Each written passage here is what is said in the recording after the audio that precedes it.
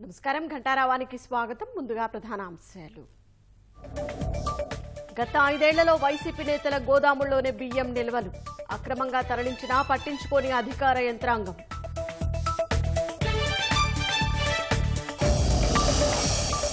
Kakinada seaport వాటాలు పంచుకోవద్దు, అరబిందోకు CID ఆదేశం.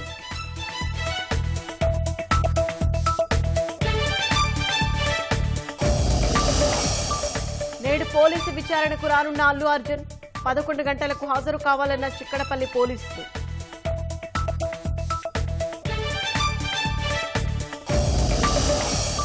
బస్సుల్లో మహిళలకు ఉచిత ప్రయాణంపై ఆర్టీసీ నివేదిక. అదనపు బస్సులు సిబ్బంది ఉంటేనే సాధ్యమని వెల్లడి.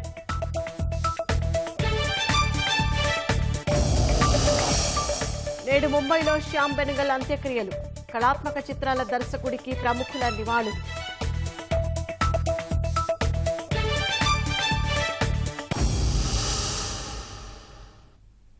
హైదరాబాద్ సంధ్యా థియేటర్ తొక్కిసలాట ఘటనలో నేడు పోలీసుల విచారణకు సినీ నటుడు అల్లు అర్జున్ హాజరు కానున్నారు. దీనికి సంబంధించిన మరింత సమాచారం మా ప్రతినిధి రమేష్ ప్రత్యక్ష ప్రసారం ద్వారా అందిస్తారు. సినీ నటుడు అల్లు అర్జున్ హాజరు కానున్నారు. అయితే ఇప్పటికే ఈ ఘటనకు సంబంధించి అంటే ఈ నెల 4వ తేదీన పుష్ప 2 బెనిఫిట్ షో జరిగిన ఘటనకు సంబంధించి పోలీసులు తాజాగా మరొకసారి అతన్ని అల్లు అర్జున్ అయితే మరొకసారి ప్రశ్నించనున్నారు. నిన్న నోటీసులు జారీ చేసి ఈరోజు 11 గంటలకి చిక్కడపల్లి పోలీస్ స్టేషన్లో విచారణకు హాజరు కావాలని చెప్పి కూడా నోటీసులో పేర్కొనడం జరిగింది. అయితే ఈ ఘటన పైన ఇప్పటికే పలువురిని అరెస్టు చేసినప్పటికీ అల్లు అర్జున్ సైతం కూడా అరెస్టు చేసి రిమాండ్కి తరలించిన సంగతి తెలిసింది. అయితే ముందస్తు బెయిల్తో అతను ప్రస్తుతం అయితే బెయిల్పై విడుదల కావడం జరిగింది. అయితే తాజాగా జరుగుతున్న పరిణామాలకు సంబంధించి కూడా అతనికి ప్రశ్నించే అవకాశం ఉన్నట్లు కూడా ఒక సమాచారం ఉంటుంది. ఎందుకంటే బెయిల్పై నుంచి విడుదలైన తర్వాత మీడియా సమావేశం సంబంధించి కూడా 2 సార్లు మీడియా సమావేశం ఏర్పాటు చేసి తను మీడియాతో మాట్లాడిన ఘటన పైన కూడా పోలీసులు అయితే ప్రశ్నించే అవకాశం తెలిసింది. కానీ ఈ ఘటన జరిగినప్పటి నుంచి కూడా ఇటు ఇంకా ఈ ఘటనలో ఇటు రేవతి మృతి చెందగా అతని కుమారుడు అయితే ప్రస్తుతం అయితే కిమ్స్ ఆసుపత్రిలో కూడా చికిత్స అయితే పొందుతున్నారు. అతని ఆరోగ్య పరిస్థితి కూడా ఇంకా అంటే మెరుగుపడాల్సిన అవసరం ఉంది. కానీ ఇప్పటికే ప్రభుత్వం కూడా అతనికి సపోర్ట్గా చేస్తూ తర్వాత అతనికి భరోసాగా నిలుస్తూ ప్రభుత్వం ఒక పక్క చేసినప్పటికీ అయితే నిన్న చిత్ర యూనిట్కి సంబంధించి కూడా చిత్ర యూనిట్కి సంబంధించిన సభ్యులు అయితే నిన్న వెళ్ళి శ్రీతేజకు సంబంధించిన తండ్రి భాస్కర్కి 50 లక్షల చెక్కు డబ్బులు అయితే ఇవ్వడం జరిగింది. ఈ ఘటన చూసుకున్నట్లయితే ఈ ఘటన ఒకవైపు అయితే ఈరోజు మెయిన్ ప్రధానంగా అల్లు అర్జున్కి సంబంధించి కూడా ప్రశ్నల వర్షం కురిపించే అవకాశం ఉంది. ఎందుకంటే ఇప్పటికే ఈ ఘటన పైన పోలీసులు వివరాలు ఇవ్వడం తర్వాత తాజాగా యాన్యువల్ ప్రెస్ మీట్లో కూడా సివి ఆనంద్ కూడా ఒక వీడియోని రిలీజ్ చేయడం జరిగింది. ఆ రోజు ఘటన జరిగిన రోజు రాత్రి 9:40 సంబంధించి కూడా అల్లు అర్జున్ రావడప్పటి నుంచి తర్వాత తిరిగి వెళ్లే వరకు కూడా మొత్తం 10 నిమిషాలకు సంబంధించి కూడా వీడియోను పోలీసులు రిలీజ్ చేయడం జరిగింది. దాంట్లో ఎక్కడ అంటే జరిగిన ఘటనకు సంబంధించి ఎక్కడ తోకేసలాట జరిగింది, ఆ సమయంలో పోలీసులు ఏం చేశారు, పోలీసులకు సంబంధించి కూడా అక్కడ కాపాడే ప్రయత్నం చేసిన వాటివన్నింటి కూడా ఆ వీడియో రూపం ద్వారా కూడా సిపి మీడియాకు అయితే వెళ్లించడం జరిగింది. కానీ ఈ ఘటనలో అల్లు అర్జున్ అయితే నాకు పోలీసులకు సంబంధించి కూడా సపోర్ట్ చేశారు, పోలీసుల సాయంతో నేను వెళ్ళానని చెప్పి కూడా ఒక మీడియా సమావేశాలు ఏర్పాటు చేసినప్పుడు అప్పుడు వివరాలు వెడించారు. కానీ ఆ ఘటనకు సంబంధించి కూడా పూర్తిగా ఈ రోజు మరి ఆ వివరాలు కూడా అతని నుంచి రాబట్టడానికి కూడా ఆ పోలీసులు అయితే చూస్తున్నారు. కానీ ఇప్పటికే అతన్ని ఒకసారి స్టేట్మెంట్ రికార్డ్ చేసినప్పటికీ ఆ స్టేట్మెంట్ను ఆ రోజు రిమాండ్ తరలించిన రోజు అయితే కేవలం 2 గంటలు మాత్రమే స్టేట్మెంట్ రికార్డ్ చేశారు. కాబట్టి ఆ 2 గంటలు కాకుండా సుదీర్ఘంగా ఈరోజు 11 గంటల నుంచి కూడా సుదీర్ఘంగా అతను విచారించే అవకాశం ఉంది. అసలు ఆ రోజు జరిగిన ఘటనకు సంబంధించి కూడా పోలీసులు అనుమతి రిజెక్ట్ చేసినప్పటికీ ఎందుకు సంధ్య థియేటర్ దగ్గరికి రావాల్సిన అవసరం వచ్చింది, తర్వాత ఆ తొక్కిసలాట సమయంలో పోలీసులు సంధ్య థియేటర్లో లోపలికి వెళ్ళి అల్లు అర్జున్కి సంబంధించి కూడా సమాచారం ఇచ్చి వెళ్ళిపోవాలని చెప్పినప్పటికీ ఎందుకు ఆలస్యం చేశారని చెప్పి కూడా ఇలా పలు ప్రశ్నలు అయితే పోలీసులు అయితే అల్లు అర్జున్ పైన అయితే కురిపించే అవకాశం ఉంది. మరి కాసేపట్లో మరి అల్లు అర్జున్ వస్తాడా లేదా లాయర్కి సంబంధించి కూడా లాయర్లను పంపిస్తారా లేదా అనేది కూడా ఒక సర్వత ఉత్కంఠ అయితే ప్రస్తుతం అయితే నెలకొందని చెప్పవచ్చు. కానీ అతను మరి లాయర్ను పంపించినట్లయితే సమయం కోరే అవకాశం ఉన్నట్లు కూడా ఒక సమాచారం అందుతుంది. కాబట్టి మరి వస్తారా లేదనేది కూడా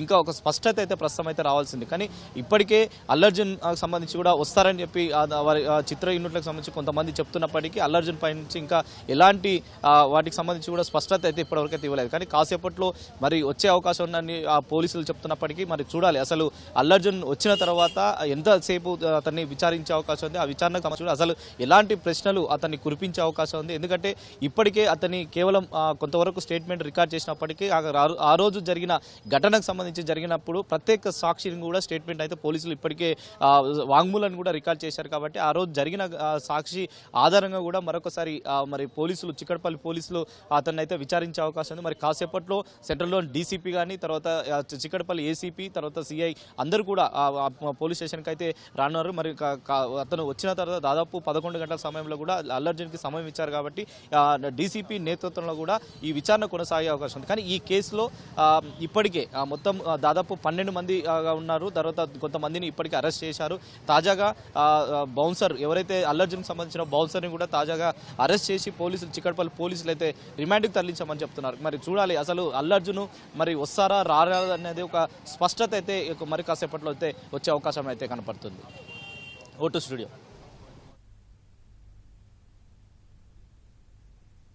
ధన్యవాదాలు రమేష్.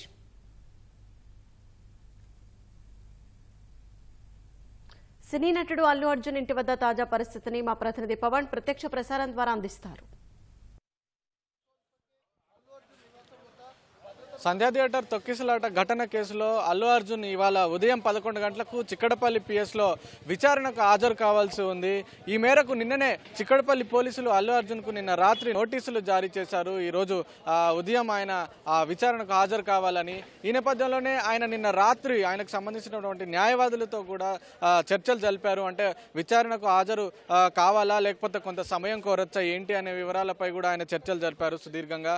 ఈరోజు ఉదయం 10 గంటలకైతే అల్లు అర్జున్ విచారణకు హాజరయ్యే అవకాశం అయితే కనిపిస్తుంది. ఎందుకంటే ఆయన ప్రస్తుతం పూర్తి స్థాయి బెయిల్పై కాకుండా హైకోర్టు ఇచ్చినటువంటి మధ్యంతర బెయిల్పై ఉన్నాడు. కాబట్టి తప్పనిసరిగా ఆయన విచారణకు హాజరయ్యే అవకాశాలు అయితే కనిపిస్తున్నాయి. కానీ వేచి చూడాల్సిన అవసరం ఉంది. మరి విచారణకు హాజరవుతారా లేదా కాస్త సమయం కోరుతారా ఏంటి అనే విషయాలపై అయితే వేచి చూడాల్సిన అవసరం ఉంది. ఇక ఈ ఘటనకు సంబంధించి సివి ఆనంద్ ఒక వీడియోని విడుదల చేస్తారు. 9 నిమిషాలు నిడవగలిగినటువంటి ఒక వీడియోని విడుదల చేశారు. అంటే అల్లు అర్జున్ ఘటన జరిగిన రోజు రాత్రి తనకు పోలీసులు ఈ విషయం గురించి చెప్పలేదు. ఆ మరుసటి రోజు ఒక మహిళ మృతి చెందింది, ఆమె కుమారుడు ఆసుపత్రిలో చికిత్స పొందుతున్నాడటువంటి విషయాలను ఆయన మరుసటి రోజు తెలుసాయి తనకు అని చెప్పి దిగ్భ్రాంతి వ్యక్తం చేసిన పరిస్థితి అయితే ఉంది. అయితే ఇదే ఘటనపై పోలీసులు స్పందించారు.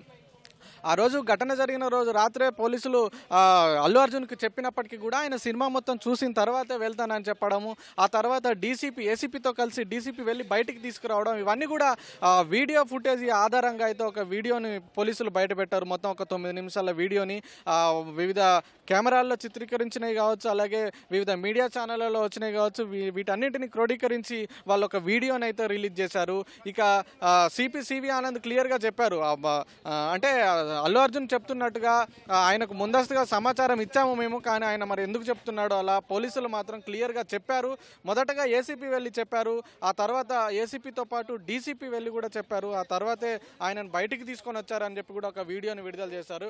ఇంకా దీనికి సంబంధించి పోలీసులు రిలీజ్ చేసినటువంటి వీడియోను అల్లు అర్జున్ ముందు పెట్టి దానికి సంబంధించి వివరణ కోరే అవకాశం అయితే ఉన్నట్టుగా కనిపిస్తుంది. ఆయనకు సంబంధించినటువంటి స్టేట్మెంట్ను కూడా చిక్కడపల్లి పోలీసులు రికార్డ్ చేసే అవకాశం ఉన్నట్టుగా కనిపిస్తుంది. ఈ నేపథ్యంలోనే తాజా కీలక పరిణామాల నడుమ మొన్న 2 రోజుల క్రితం అల్లు అర్జున్ ఇంటి దగ్గర ఓయూజేఏసీ నేతలు నాయకులు కూడా ఆందోళన చేసిన పరిస్థితి అయితే ఉంది. ఆందోళన అనంతరం అంటే బాధిత కుటుంబానికి ₹1 సహాయం చేయాలి అల్లు అర్జున్ ఖచ్చితంగా అని చెప్పి కూడా వాళ్ళ ఆందోళన చేసిన పరిస్థితి అయితే ఉంది. వాళ్ళందరినీ కూడా అరెస్ట్ చేసి జూబ్లీ హిల్స్ పోలీస్ స్టేషన్కి తరలించడం, వాళ్ళకి బెయిల్ రావడం, ఇవన్నీ కూడా జరిగాయి. ఈ నేపథ్యంలోనే ఘటన జరిగిన రోజు అల్లు అర్జున్ మామ చంద్రశేఖర్ రెడ్డి వచ్చి వాళ్ళ పిల్లల్ని కావచ్చు వీళ్ళందరినీ కూడా ఇక్కడ నుంచి భయాందోళన పరిస్థితుల నడుమ ఫామ్ హౌస్కు తరలించారు. ఆ తర్వాత నిన్న మధ్యాహ్నమే అల్లు అర్జున్ ఇంటికి చేరుకున్నారు. మధ్యాహ్నం ఇంటికి చేరుకున్న తర్వాత నిన్న రాత్రి అనూహ్యంగా పోలీసులు నోటీసులు ఇచ్చారు విచారణకు హాజరు కావాల్సిందిగా. ఆ విచారణకు హాజరు కావాల్సిందిగా నోటీసులు అందుకున్న వెంటనే అల్లు అర్జున్ అయితే న్యాయవాదులను పిలిపించుకొని వాళ్ళతో సుదీర్ఘంగా చర్చలు జరిపారు. మరి ఆయన విచారణకు హాజరవుతారా లేదా అనేది అయితే కొద్దిగా ఆసక్తికరంగా మారింది. మరి కాసేపట్లో అయితే దీనిపై ఒక స్పష్టత వచ్చే అవకాశం అయితే మనకు కనిపిస్తుంది. మనం చూసుకోవచ్చు ప్రస్తుతం అల్లు అర్జున్ ఇంటి వద్ద అయితే కొంతమంది పోలీసులు అయితే మోహరించారు. ఎందుకంటే ఆయన ఇక్కడ అభిమానులు వచ్చే అవకాశం ఉంది. అలాగే మరికొంతమంది ఎవరైనా వచ్చి ఆందోళన చేసే పరిస్థితి ఉండడంతో అయితే పోలీసులు భారీగా మోహరించారు. ఇరువైపులా బారికేడ్లు కూడా పెట్టిన పరిస్థితి అయితే ఉంది. ప్రస్తుతం అల్లు అర్జున్ ఇంటి వద్ద అయితే ఒక కార్ అయితే బయటకు వస్తుంది. మరి అది ఎవరిది ఏంటి అనేది అయితే ఒక స్పష్టత రావాల్సి ఉంది. అయితే ఈ నేపథ్యంలోనే మరి కాసేపట్లో అయితే స్పష్టత వచ్చే అవకాశం ఉంది. అల్లు అర్జున్ విచారణకు హాజరవుతారా లేదా అనేది అయితే వేచి చూడాలి. ఒకవేళ హాజరైతే కనుక పోలీసులు విడుదల చేసినటువంటి వీడియోను ఆయన ముందు పెట్టి వివరణ కోరే అవకాశం ఉంది. Over to you. అత్యధిక గోదాముల వైసీపీ నేతలవే కావడంతో వాటిలో నిల్వ ఉంచేందుకు పౌర సరఫరాల శాఖ ప్రాధాన్యమిచ్చింది. అక్కడి నుంచి లారీలకు లారీలు తరలించేసినా లెక్కాపత్రం లేదు. మొన్న మచిలీపట్నంలో, తాజాగా కాకినాడలో తవ్వితే మరెన్ని చోట్ల అక్రమాలు బయటకొస్తాయో అనే వ్యాఖ్యలు వినిపిస్తున్నాయి. గత 5 ఏళ్లలో ఏటా 50 లక్షల టన్నులకు పైగా ధాన్యాన్ని రైతుల నుంచి తీసుకుని మిల్లర్లకు పంపారు. ప్రతి సంవత్సరం సుమారు 30 లక్షల టన్నుల బియ్యాన్ని సీఎంఆర్ కింద మిల్లర్లు పౌర సరఫరాల శాఖ గోదాములకు సరఫరా చేశారు. ఏ గోదాముకు ఎన్ని వెళ్లాయో, అక్కడ్నుంచి మండల గోదాములకు ఎన్ని చేరాయో, ఇంకా అక్కడ ఎంత నిల్వలున్నాయో 5 ఏళ్లుగా సరైన లెక్కలే లేవు. గోదాము నిర్వాహకులు ఎంత చెబితే అంత రాసుకోవడమే పౌర సరఫరాల సంస్థ వంతు. వైసీపీ నేతలకు చెందిన ప్రైవేటు గోదాముల్లో అయితే నిల్వ చేసిన బియ్యాన్ని ఏళ్ల తరబడి బయటకే తీయరు. అమ్ముకుని సొమ్ము చేసుకోండి, మీకు వీలున్నప్పుడు నిల్వలు చూపండి అనే ధోరణే. వ్యాపారులు, అధికారుల మధ్య అవగాహన ఆ స్థాయిలో ఉంది. అందుకే మచిలీపట్నంలో మాజీ మంత్రి పేర్ని నానికి చెందిన గోదాములో 4,840 టన్నుల బియ్యం మాయమైంది. తాజాగా కాకినాడలోని గోదాములో 4,000కు పైగా బస్తాల లెక్క తేలట్లేదు. గతంలో అంబేద్కర్ కోనసీమ, కర్నూలు జిల్లా తిమ్మంచర్ల, బాపట్ల సమీపంలోని కర్లపాలెం, ఎన్టీఆర్ జిల్లా నిడమనూరుల్లో లారీల కొద్దీ బియ్యం మాయమైంది. రాష్ట్ర వ్యాప్తంగా ఇలాంటివి తవ్వితే మరెన్నో ఉన్నాయి. పౌర సరఫరాల సంస్థ అధికారులు, సిబ్బంది సహకారం లేకుండా ఇంత అడ్డగోలుగా జరగదు. 100,000 టన్నులు మాయమైనా ఎవరికి వారే తేలుకుట్టిన దొంగల్లా ఉన్నారు. కొత్త ప్రభుత్వం వచ్చాక ఎక్కడెంత నిల్వలున్నాయో బయటకు తీసేందుకు ఆన్లైన్ విధానం తెచ్చినా అక్రమాల లెక్కలు తేలడం లేదు. అయినా ప్రైవేటు గోదాముల యజమానులు, అక్రమాలకు పాల్పడుతున్న సిబ్బంది, అధికారులపై పౌర సరఫరాల శాఖ అలవిమాలిన ప్రేమ వలకబోస్తోంది.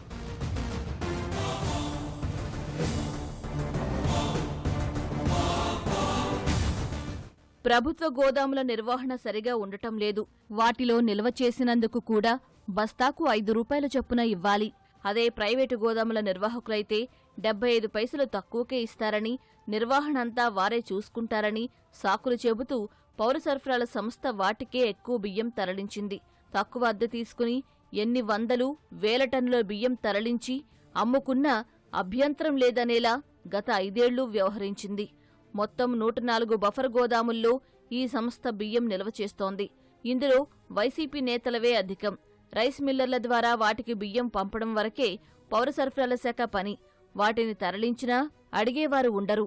బస్తాకు 2 రూపాయల చొప్పున నజరానా ఇస్తారు కాబట్టి తనిఖీలు కూడా ఉండవు. అప్పుడప్పుడు నాణ్యతా తనిఖీకి అవుట్సోర్సింగ్ సిబ్బంది వెళ్లినా చెప్పింది రాసుకుని రావడమే.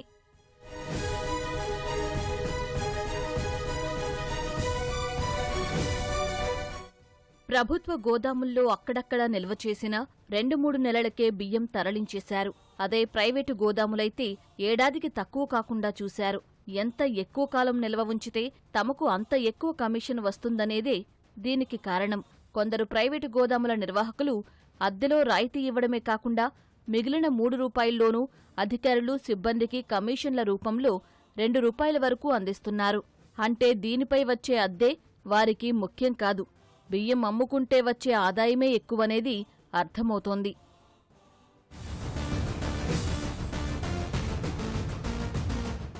ఆంధ్రప్రదేశ్ గోదాముల సంస్థ, కేంద్ర గోదాముల సంస్థ, మార్కెటింగ్ శాఖ ఆధ్వర్యంలో లక్షల టన్నుల గోదాములు ఖాళీగా ఉన్నాయి. భారత ఆహార సంస్థ మార్గదర్శకాల ప్రకారం బస్తా నిల్వకు 5 రూపాయల చొప్పున అద్దెగా చెల్లించాలి.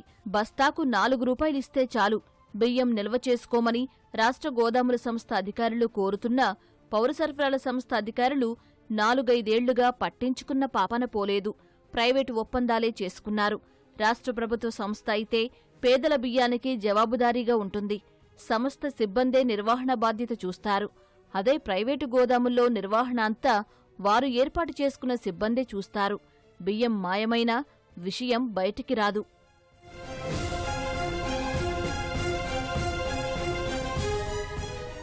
రాష్ట్ర ప్రభుత్వ గోదాముల సంస్థకు చెందిన గోదాముల్లోనే బియ్యం నిల్వ చేయాలని గతంలో ప్రభుత్వం స్పష్టమైన ఉత్తర్వులిచ్చింది. ప్రైవేటు గోదాములైనా సరే వారి ద్వారానే లీజుకు తీసుకోవాలని మార్గదర్శకాల్లో పేర్కొంది. వైసీపీ పాలనలో దానికి నీళ్లొదిలారు. పౌర సరఫరాల సంస్థ అధికారులే నేరుగా ప్రైవేటు గోదాముల నిర్వాహకులతో ఒప్పందాలు చేసుకున్నారు. కొత్త ప్రభుత్వం వచ్చాక కూడా వాటిలోకే సీఎంఆర్ బియ్యం పంపి నిల్వ చేస్తున్నారు. ఎప్పటికైనా దీన్ని మార్చి ప్రభుత్వ గోదాముల్లో నిల్వకు ప్రాధాన్యమివ్వాలి.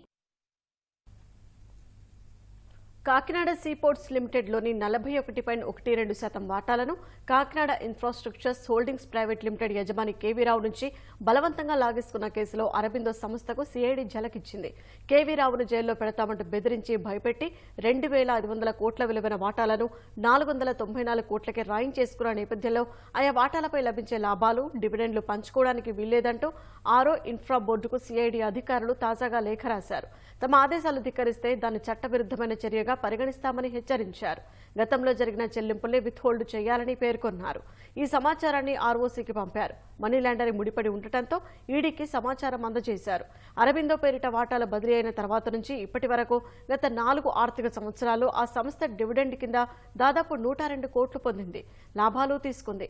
వాటిని నిలుపుదల చేయడంతో పాటు రాబోయే రోజుల్లోనూ వాటాలు, డివిడెండ్లు, చెల్లింపులు, లాభాలు తీసుకోవడానికి వీల్లేదని సిఐడి స్పష్టం చేసింది.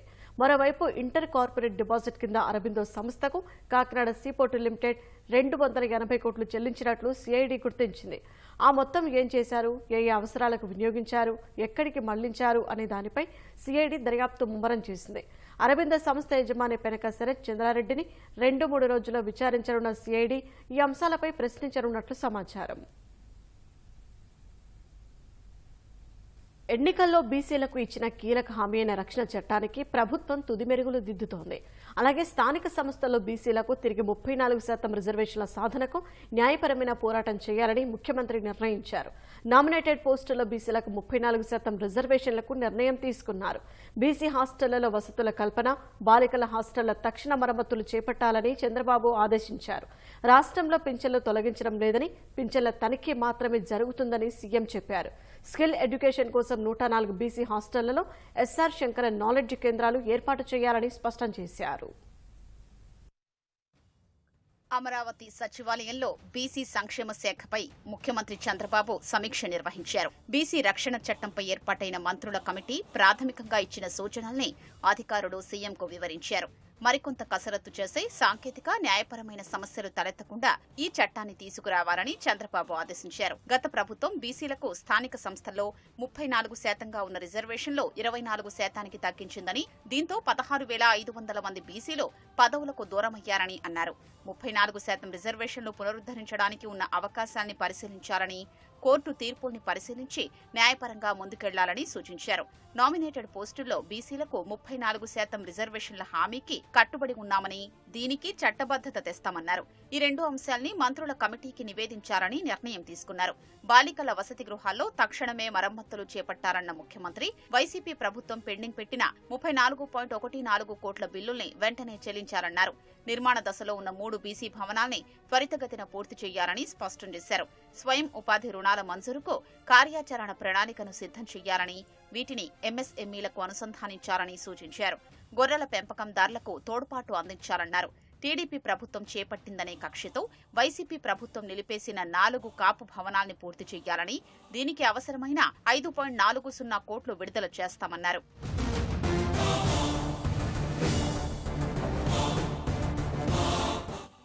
దివ్యాంగుల పింఛన్లపై భారీగా అనర్హులు పింఛన్లు పొందుతుండటంపై సీఎం చంద్రబాబు ఆరా తీశారు. వీరిని గుర్తించేందుకు ఇంకా ఎంత సమయం పడుతుందని అధికారుల్ని అడగ్గా మరో 9 నెలలు పట్టే అవకాశం ఉందని వారు బదులివ్వడంతో ముఖ్యమంత్రి తీవ్ర ఆగ్రహం వ్యక్తం చేశారు.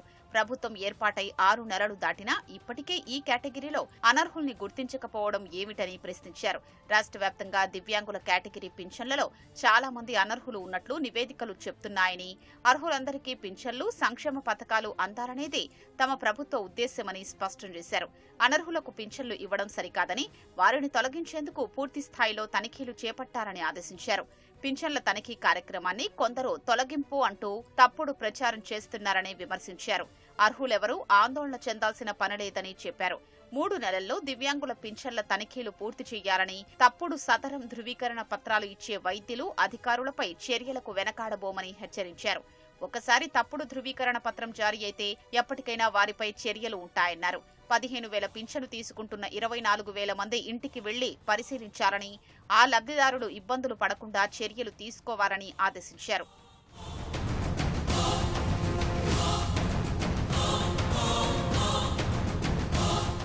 ప్రతి సామాజిక వర్గానికి కోఆపరేటివ్ ఫైనాన్స్ సొసైటీ ఏర్పాటు చేసి ఆయా వర్గాల బలోపేతానికి చర్యలు తీసుకోవాలని చంద్రబాబు సూచించారు.